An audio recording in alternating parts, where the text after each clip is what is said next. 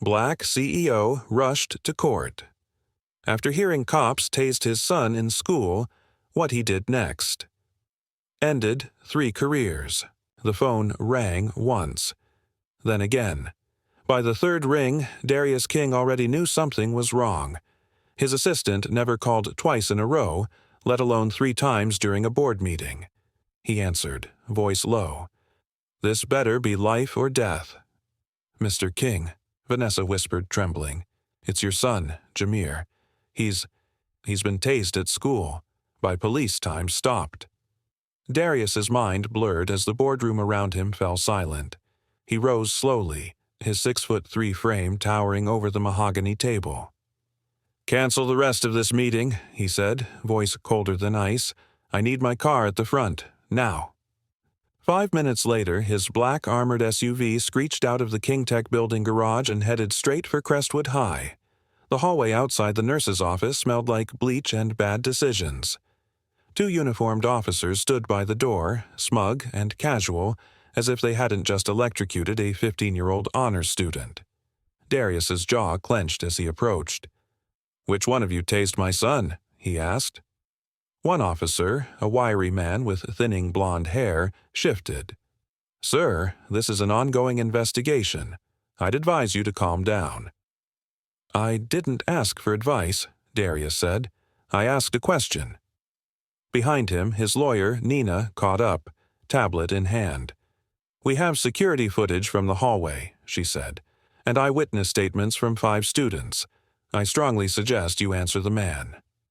Officer Barton, the taller of the 2, finally spoke. "Your son got aggressive. We had reason to believe he was a threat."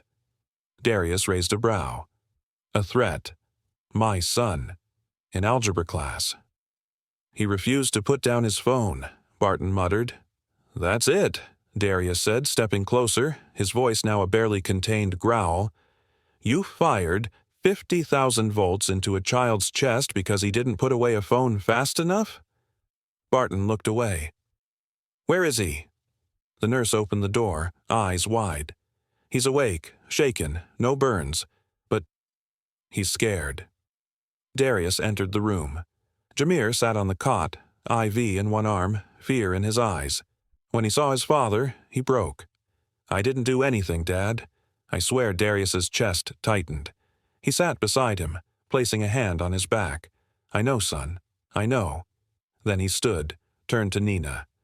"We're going to court. Today." Inside the packed courtroom hours later, Darius sat beside his legal team, not as a grieving father, but as a CEO ready for war. Crestwood High had tried to handle things quietly. A minor incident, they called it. The officers were temporarily suspended pending review. But Darius wasn't about to let this be swept away. The judge entered.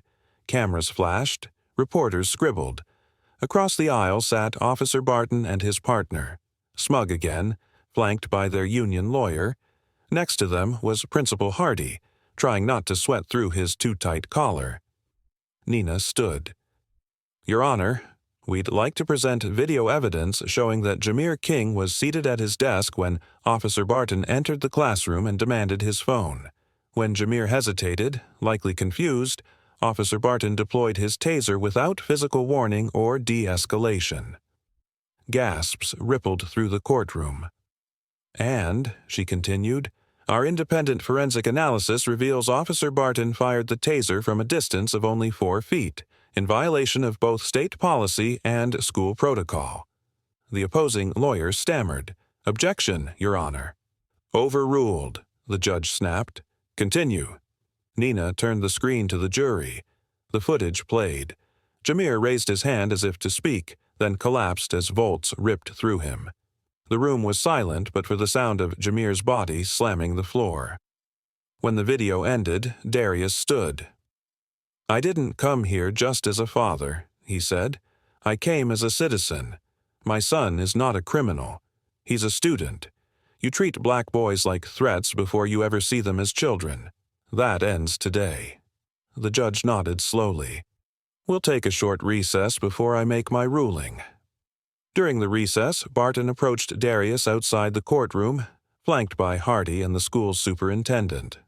"This was all just a misunderstanding," Hardy said nervously.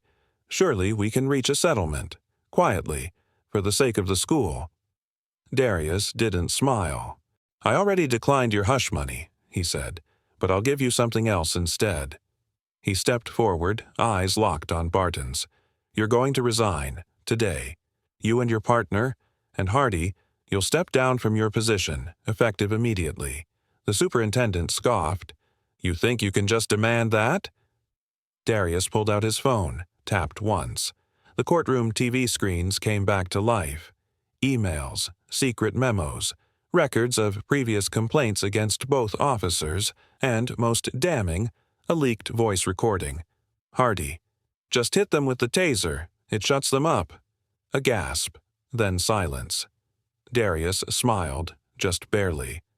"I own the servers your district uses. My company handles your cloud storage. Rookie mistake." Within the hour, the judge returned. "In light of new evidence and given the clear abuse of authority," she said firmly, "I'm referring this matter to the district attorney's office.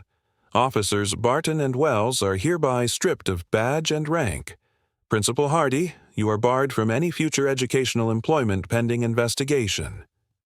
Gasps and applause erupted.